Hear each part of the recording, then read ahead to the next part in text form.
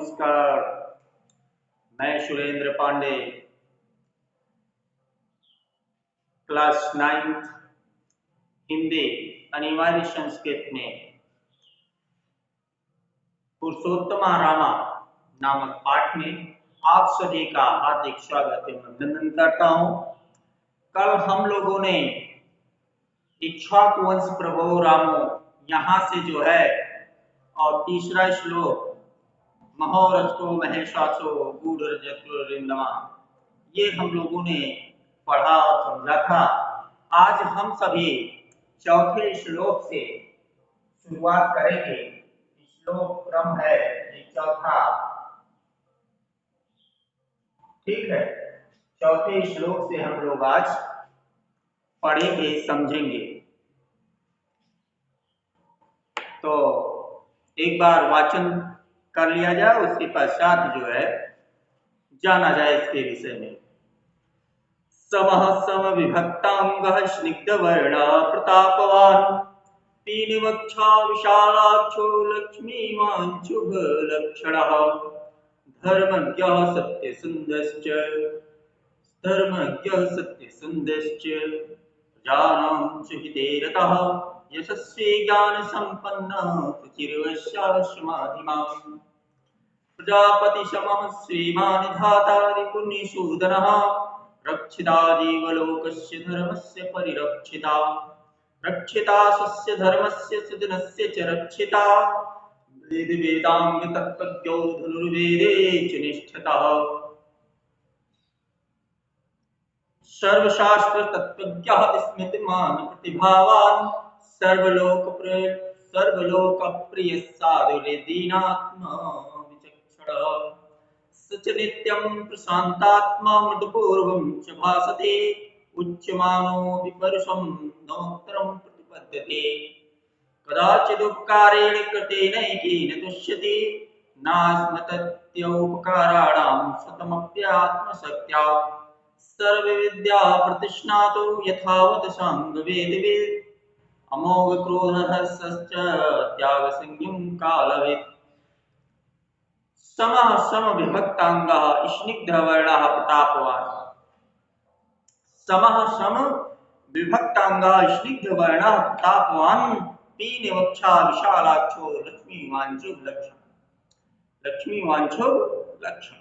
ये चौथा श्लोक है। चौथे श्लोक में हम लोग समझेंगे इसके भाव को, इसके अनुवाद को। समः मतलब क्या होता है? समः मतलब क्या होता है? समः मतलब जो है होता है पक्षपात रहित। प्रभु श्री राम जो है पक्षपात रहित हैं, तो समः मतलब हो जाएगा पक्षपात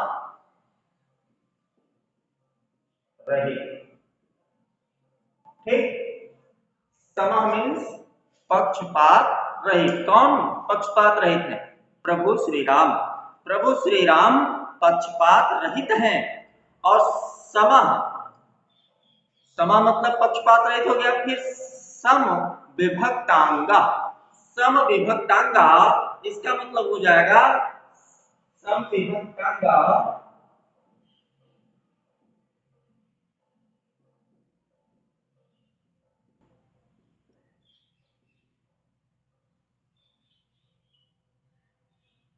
समविभक्तांगा मतलब समान रूप में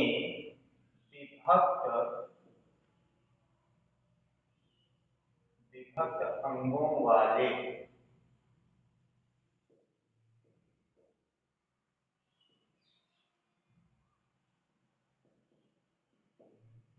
ठीक, समविभक्तांगा समान रूप में विभक्त अंगों वाले, और सम मतलब पक्षपात रहित। ठीक, स्निग्ध वर्ण मतलब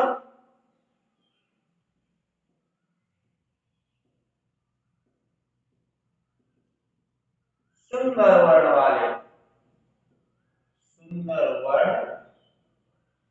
वाले। बच्चों समझिएगा ध्यान से। फिर अगला है प्रतापवान। प्रतापवान तो साधारण सा है, प्रतापी। प्रतापवान मतलब प्रतापी। फिर अगला है पीनवक्षा। पीनवक्षा, पीनवक्षा मतलब पुष्ट वक्षस्थल वाले। पुष्ट वक्षस्थल है ना, तो पुष्ट वक्षस्थल वाले भी हैं कौन? प्रभु श्री राम। ठीक। फिर आप क्या करेंगे, अगला विशालाक्ष। इसका भी मतलब समझ रहेंगे कि विशालाक्ष का मतलब होता है विशाल नेत्रों वाले, बड़े बड़े नेत्रों वाले हैं। फिर अगला है लक्ष्मी वांछुक लक्षणा। लक्ष्मी वांछुक लक्षणा, इसका मतलब होता है कि लक्ष्मी, लक्ष्मी मतलब धन है ना, तो लक्ष्मी से वो संपन्न है। ठीक है, लक्ष्मी से वो संपन्न है, अर्थात लक्ष्मीवान है। कौन? प्रभु श्री राम। तो लक्ष्मी वांछुक लक्षणा का मतलब होता है कि लक्ष्मीवान, ठीक, और शुभ लक्षणों वाले। लक्ष्मी वांछुक लक्षणा, लक्ष्मीवान एवं शुभ लक्षणों वाले, शुभ लक्षणों वाले। ठीक, तो अब ये क्लियर हो गया आपका ये चौथा श्लोक कि समः सम विभक्तांगा स्निग्ध वर्ण प्रतापवान पीनवक्षा विशालाक्षो लक्ष्मीवांछो लक्षण। क्लियर हो गया कि सम पक्षपात रहित, सम पक्षपात रहित कौन? प्रभु श्री राम। आप ऐसे इसका अनुवाद क्लियर कर लेंगे कि समा मतलब प्रभु श्री राम पक्षपात रहित हैं, है ना। प्रभु श्री राम पक्षपात रहित और समान रूप में, और समान रूप में विभक्त अंगों वाले। प्रभु श्री राम पक्षपात रहित समान रूप में विभक्त अंगों वाले। फिर आगे क्या कहता है? स्निग्ध वर्ण, सुंदर वर्ण वाले। फिर कहता है प्रतापवान, प्रतापी। ठीक। फिर आगे है पीनवक्षा, पुष्ट वक्षस्थल वाले, चौड़ी छाती वाले, है ना। फिर विशालाक्षो, विशालाक्ष मतलब विशाल नेत्रों वाले। लक्ष्मी वांछुक लक्षणा, लक्ष्मीवान और शुभ लक्षणों वाले हैं, या शुभ रूप वाले हैं। ठीक, समझ में आया? ये चौथा आपका क्लियर हो गया। अब अगला है पांचवा, धर्मज्ञा सत्यसंधश्च प्रजानां च हिते रतः यशस्वी ज्ञान संपन्न सचिर्वस्य समाधिमान्। प्रभु श्री राम धर्मज्ञ हैं। धर्मज्ञ का मतलब क्या होता है? धर्म के ज्ञाता। धर्मज्ञ मतलब धर्म के ज्ञाता।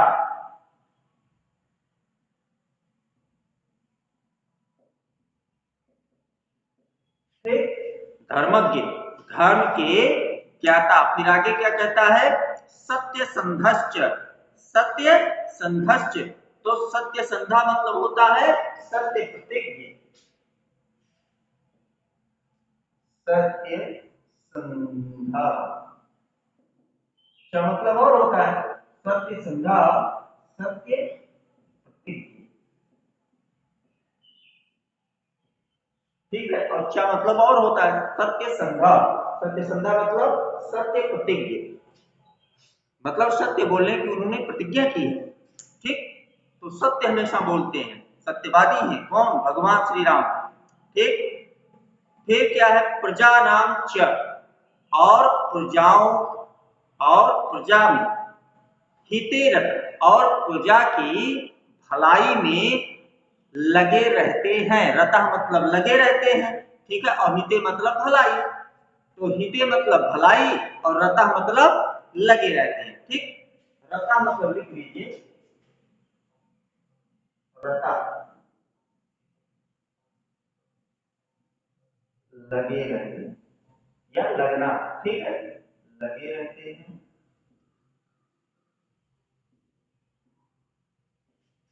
या लगना।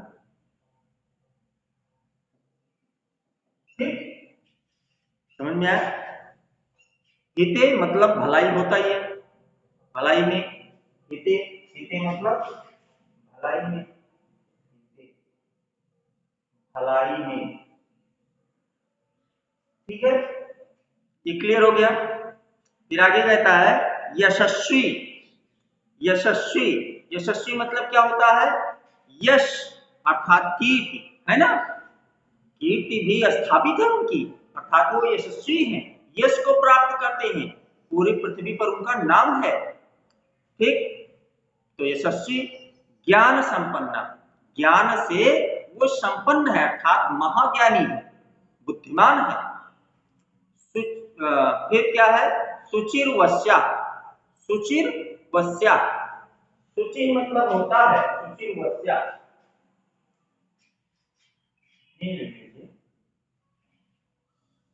सुचि, सुचि, सुचि मतलब होता है पवित्र।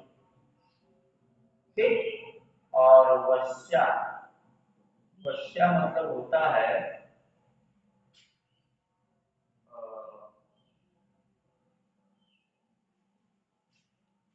वश्या।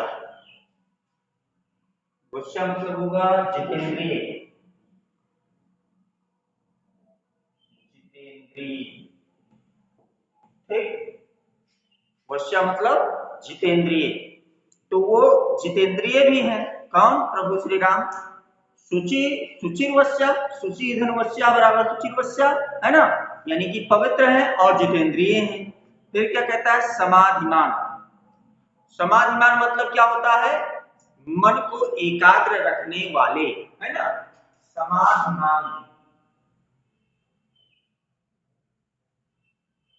समाधिमान, मन को एकाग्र रखने वाले। ठीक है, इतना क्लियर हुआ? अब ये आपका जो है 5वां श्लोक भी क्लियर हो गया, समझ में आ गया होगा, पूरे का मीनिंग लिखा गया। अब इसको आप पूरा एक वाक्य बनाएंगे, तो वाक्य में क्या होता है?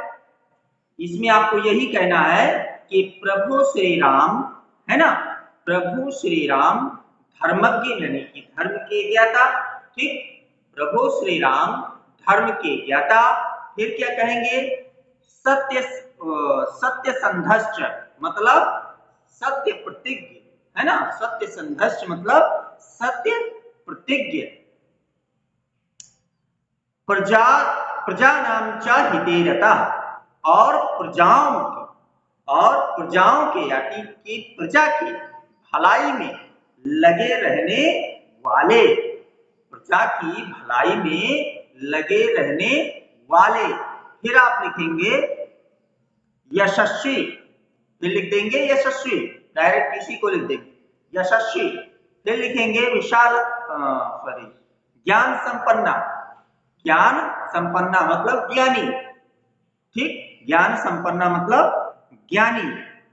फिर लिखेंगे सुचिर्वस्या मतलब पवित्र और जितेंद्रिय, है ना?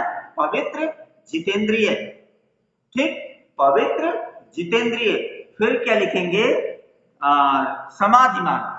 समाधिमान मतलब क्या होता है? कि मन को एकाग्र रखने वाले हैं। क्लियर हो गया? आप एकदम समझ में आ गया होगा आपके कि प्रभु श्री राम धर्म के ज्ञाता, ठीक, सत्य प्रतिज्ञ तथा प्रजा के हित में लगे रहने वाले, ठीक, यशस्वी, ज्ञानी, पवित्र, जितेंद्रिय, मन को एकाग्र रखने वाले हैं। क्लियर हुआ? अब ये चौथा जो है आपके समझ में आ गया, सॉरी ये पांचवा था ना, ये पांचवा आपके समझ में आ गया। ठीक है, तो चौथा पांचवा ये भी क्लियर हो गया आपका, 3 कल क्लियर हुआ था। ठीक है, अब छठे की बारी आती है। क्या है? प्रजापति श्रीमान धाता रिपुनिषोदनः रक्षिता जीवलोकस्य धर्मस्य परिरक्षिता, है ना? तो इसको मिला देते हैं, आप लोगों ने इसको जान लिया होगा।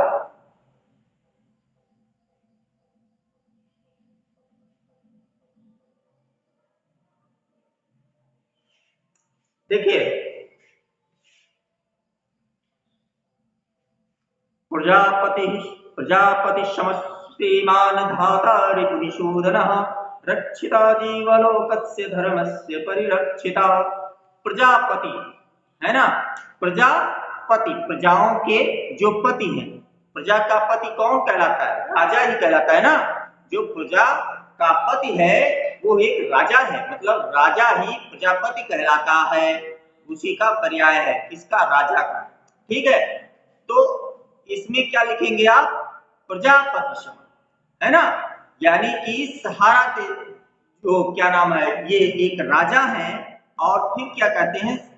प्रजापति समान, एक राजा के समान। ठीक है, प्रजापति के समान, एक राजा के समान, प्रजापति के समान, धन संपत्ति से, ठीक, धन संपत्ति से श्रीमान धाता रिपुनिषोदन, है ना, यानी कि इसमें धाता, धाता का अर्थ नहीं क्लियर हो रहा होगा आपको। तो धाता मतलब होता क्या है? सहारा देने वाले, सहारा देने वाला। ठीक है, तो जो सहारा देता है उसको धाता बोलते हैं। क्या बोलते हैं? धाता। फिर रिपुनिषूदना, रिपुनिषूदना का मतलब भी नहीं समझ रहे होंगे। मतलब रिपुनिषूदना, रिपुनि मतलब इसका होता है शत्रुओं का,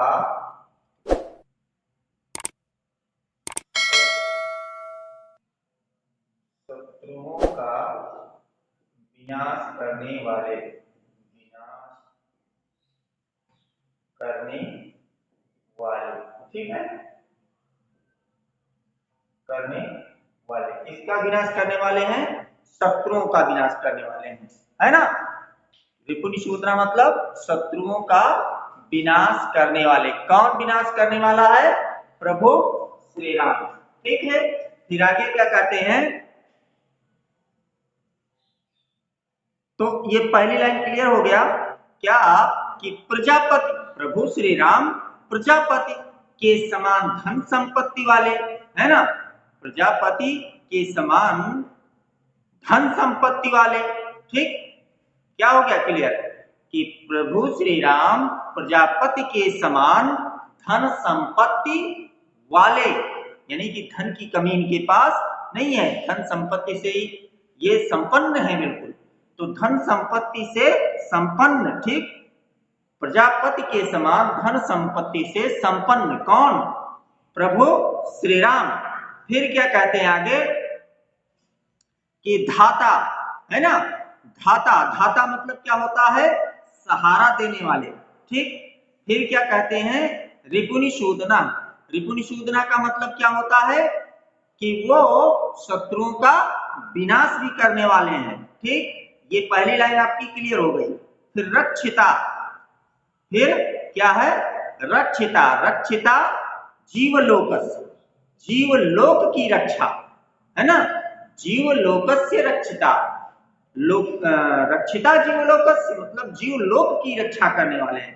जीवलोकस्य रक्षिता, जीवलोक की रक्षा करने वाले। फिर धर्मस्य परिरक्षिता, और धर्म की, और जीवलोक की रक्षा करने वाले तथा धर्म की रक्षा करने वाले हैं। क्लियर हो गया? प्रजापति के समान प्रभु श्री राम प्रजापति के समान या सदृश, ठीक, धन संपन्न, धन संपत्ति संपन्न वाले, यानी धन से संपन्न है, ठीक, प्रजापति के समान धन संपन्न है, ठीक, धन संपत्ति से संपन्न है। कौन? प्रभु श्री राम। अब आप लिखेंगे कैसे, ध्यान दीजिए, प्रजापति के समान ऐसे लिखें पहले, प्रभु श्री राम, इसको जरूर लिखेंगे, प्रभु श्री राम प्रजापति के समान धन संपत्ति से संपन्न, फिर सहारा देने वाले, शत्रु विनाशक, ठीक, शत्रु विनाशक या शत्रुओं का विनाश करने वाले, जीवलोक की रक्षा करने वाले, धर्म की रक्षा करने वाले हैं। बस यही लिखना है आपको। ये आपका छठा जो है क्लियर हो गया, है ना, समझ में आ गया।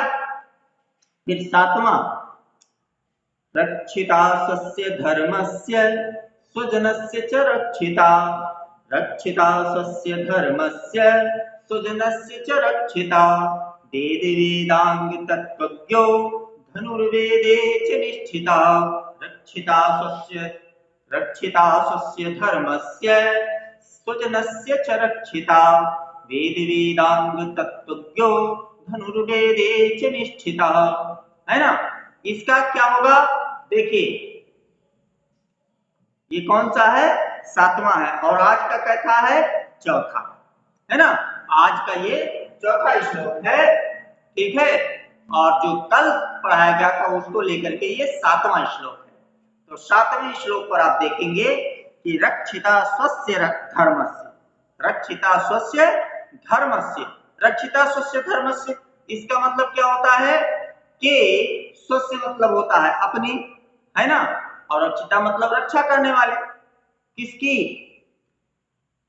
रक्षिता स्वस्य धर्मस्य मतलब धर्म की, अपने धर्म की रक्षा करने वाले, और स्वजनस्य च रक्षिता, और स्वजन की भी रक्षा करने वाले हैं।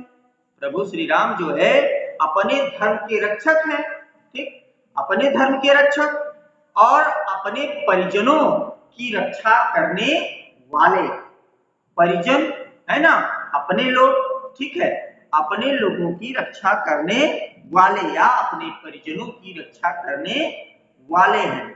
फिर आगे क्या कहते हैं अगली लाइन में, वेद वेदांग तत्त्वज्ञो, वेद वेदांग तत्त्वज्ञो, और वेद वेदांग के तत्वों को जानने वाले हैं। वेद आपके चार होते हैं, और वेदांग किसको कहते हैं, जो आपके अर्थशास्त्र को क्या नाम है, शास्त्र है। वेद तो आपके ये चार हो गए, कौन कौन, ऋग्वेद, ऋग्वेद, ठीक, फिर उसके बाद में यजुर्वेद, सामवेद, अथर्ववेद, ठीक, ये आपके जो है चार वेद हैं, ठीक है। वेद आपके कितने, चार, और वेदांग, वेदांग मतलब शास्त्र, शास्त्र आप चाहे कहो और चाहे वेदांग, शास्त्र हुआ वेदांग, ठीक है। तो ये वेदांग, वेदांग आपके छह हैं, ये चार हो गए और ये कितने हो गए, छह हो गए। इसके संबंध में एक श्लोक मैं आपको बता दूं, लिखिए,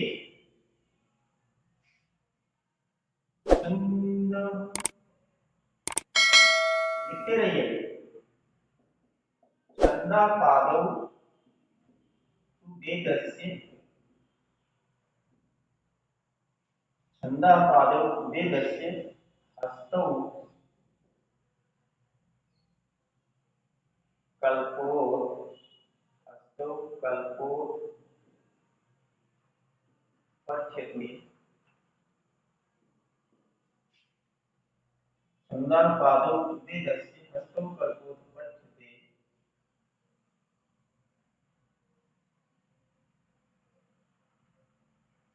ज्योतिषामयं चक्षुः,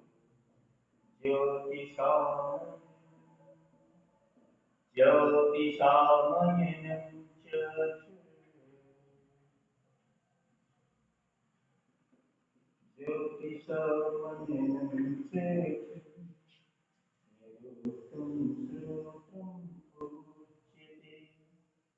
निरुक्तं श्रोत्रम् उच्यते।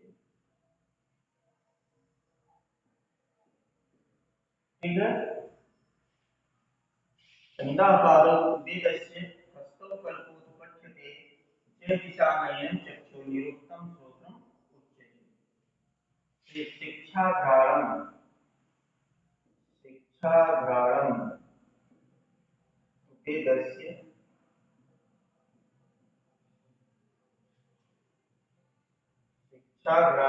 वेदस्य मुखं व्याकरणं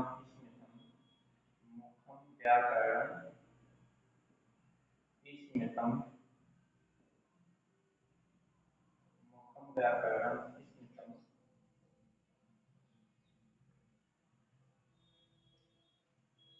ठीक है। छन्दः पादौ वेदस्य हस्तौ कल्पोत्पठ्यते ज्योतिषामयनं चक्षु निरुक्तं श्रोत्रम् उच्यते। शिक्षाघ्राणं वेदस्य मुखं व्याकरणं स्मृतं तस्मात् सांगम् अधीत्यैव तस्मात् सांगम्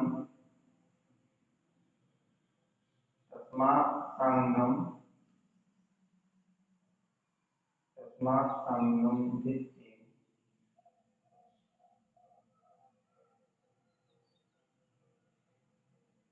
तस्मात् सांगमा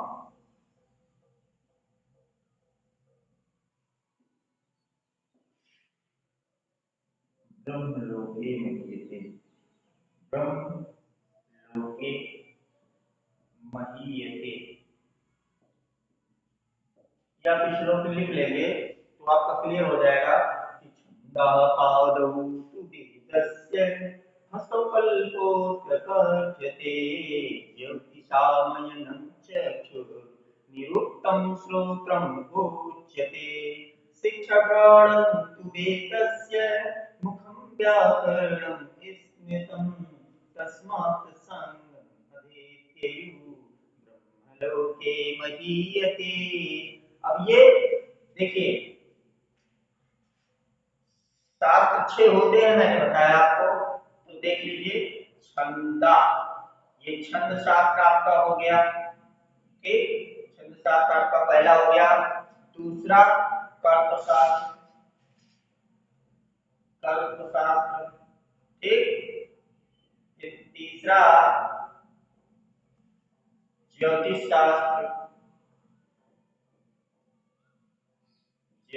शास्त्र, चौथा निरुक्त शास्त्र,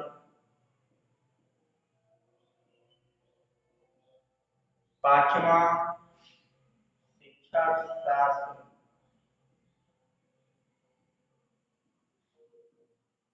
छठा व्याकरण शास्त्र,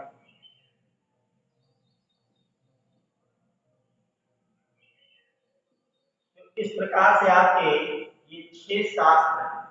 ठीक है, क्या है ये शास्त्र। ठीक है, ये 6 शास्त्र आपके हैं। अब इनको आप वेदांग भी कह सकते हैं और शास्त्र भी कह सकते हैं। वेदांत चाहे आप कहें और चाहे शास्त्र कहें। अच्छा, अब इनके क्या क्या कौन है। ठीक है, ये वेद के ये क्या है, पैर। वेद का ये पैर, किसका, वेद का। ठीक है, वेद का पैर कौन है, छंद। और कल्प क्या है, कल्प हाथ है। कल्प क्या है, हाथ, किसका, वेद का। और ज्योतिषामयनं है ना, ये क्या है, नेत्र है। ठीक, और इसका वेद का। और निरुक्त क्या है, निरुक्तम श्रोत्रम उच्यते। ये देखिए, श्रोत्रम मतलब कान, ये कान है किसका, वेद का। ठीक है। और शिक्षा शास्त्र, शिक्षा शास्त्र क्या है? शिक्षा घ्राणम, घ्राण मतलब होता है नाक, नाश्ता, शिक्षा घ्राणम। और फिर उसके बाद में मुखम व्याकरण, मुख कौन है? व्याकरण, व्याकरण मुख, ठीक, किसका है? वेद का, ठीक। इतना क्लियर हो गया कि छंद, छंद क्या है, कल्प क्या है, ज्योतिष क्या है, निरुक्त क्या है, शिक्षा क्या है और व्याकरण क्या है और किसके हैं? पैर, हाथ, नेत्र, कान, नाक, मुख, ठीक। ये 6 अंग है और 6 की विशेषता है। तो 6 को आपने जाना, समझ लिया होगा मुझे लगता है, ठीक है। तो हम लोग पढ़ कौन सा रहे थे? 7वां पढ़ रहे थे कि रक्षिता स्वस्य धर्मस्य स्वजनस्य च रक्षिता, वेद वेदांग तत्त्वज्ञो धनुर्वेदे च निष्ठिता। मैंने बताया आपको कि वेद वेदांग के तत्व को जानने वाले, पढ़ते तो बहुत सारे लोग हैं, पुस्तकों को पढ़ ले छोड़ दिए, काम खत्म हो गया, लेकिन उसके वेद के तत्व को, वेद वेदांग के तत्व को, यानी कि जो भी आप पढ़ते हैं उसके रस को लें, उसकी आप जानकारी हासिल करें और वैसा आप बनने की कोशिश करें, है कि नहीं? राम के चरित्र को आपने पढ़ा, लेकिन वैसा आप कार्य नहीं करते हैं तो उसका कोई फल आपको मिलने वाला नहीं है। आप जैसे भगवान राम करते थे वैसा आप करेंगे तो आपको फल मिलेगा। अगर आप वैसा नहीं करते तो उसका कोई परिणाम, कोई बेनिफिट नहीं है, सार्थक बेनिफिट उसका नहीं हो सकता, असंभव है। जब आप सही कार्य करेंगे तभी संभव है। तो सही कार्य करने की आप जो है कोशिश कीजिए, क्योंकि जब ऐसा कोशिश करेंगे तभी आप सफल होंगे। तो ये आपने 7वां समझ लिया होगा। इसका पुनः अनुवाद अच्छे से जान लीजिए कि रक्षिता स्वस्य धर्मस्य, प्रभु श्री राम क्या लिखेंगे? प्रभु श्री राम अपने धर्म के रक्षक, प्रभु श्री राम अपने धर्म के रक्षक। फिर क्या कहते हैं? स्वजनस्य च रक्षिता, अपने परिजनों की रक्षा करने वाले, अपने परिजनों की रक्षा करने वाले। फिर और क्या लिखा है इसमें? लिखा वेद वेदांग तत्त्वज्ञ, वेद वेदांग के तत्व को जानने वाले, ठीक, वेद वेदांग के तत्व को जानने वाले, ये लिखेंगे। फिर क्या है लिखा? धनुर्वेदे च निष्ठिता, और धनुर्विद्या में पारंगत हैं, और धनुर्विद्या में पारंगत हैं, यानी कि चतुर हैं, ठीक। धनुर्विद्या में चतुर या पारंगत या निपुण भी कह सकते हैं आप, निपुण हैं, ठीक है। अब इस प्रकार से आपका 7वां जो है श्लोक समाप्त हो गया। ये आज आपने 4 श्लोक पढ़े, 4 श्लोक आपने आज पढ़ा। कल आपने 3 पढ़ा था, कल कितना आपने पढ़ा था? 3 पढ़ा था। तो ये 7 श्लोक आपके क्लियर हो गए। अब इनको खूब अच्छे से पढ़ के अध्ययन करके आइएगा, और ये जो मैंने बताया ये भी आप याद कर सकते हैं। याद किए रहेंगे तो आप छंद के भेद को भी जानेंगे और छंद शास्त्र भी आपका याद होगा। एक बार पुनः हम इसको पढ़ करके बता देते हैं। छंदः पादौ तु वेदस्य, हस्तौ कल्पोऽथ पाठ्यते, ज्योतिषामयनं चक्षुर्निरुक्तं श्रोत्रम् उच्यते, शिक्षाघ्राणं तु वेदस्य, मुखं व्याकरणं स्मृतं, तस्मात् साङ्गम् अधीत्ययु ब्रह्मलोके महीयते। यानी इन 6 शास्त्रों को जान करके प्रत्येक व्यक्ति को ब्रह्मलोके महीयते, ब्रह्मलोक में निवास करना चाहिए। समझ रहे हैं? मतलब उत्तम श्रेष्ठ पद को प्राप्त करता है व्यक्ति जो इन सभी चीजों को का जानकार होता है, जो वेद वेदांग के तत्व को जानने वाला होता है, वो परम पद को प्राप्त करने वाला होता है। हर कोई उसको नमस्कार करता है और हर कोई उसके लिए आसन देता है, ठीक है। तो प्रिय शिष्यों, आपके समझ में ये आ गया होगा। मैं आपसे पुनः कहता हूं कि लाइक शेयर कमेंट करना कतई न भूलें, सब्सक्राइब करना कतई न भूलें। ये प्रक्रिया आपको करनी ही चाहिए और करना ही चाहिए और करते आप रहें। ठीक है, फिलहाल बस इतना ही। नमस्कार, जय हिंद।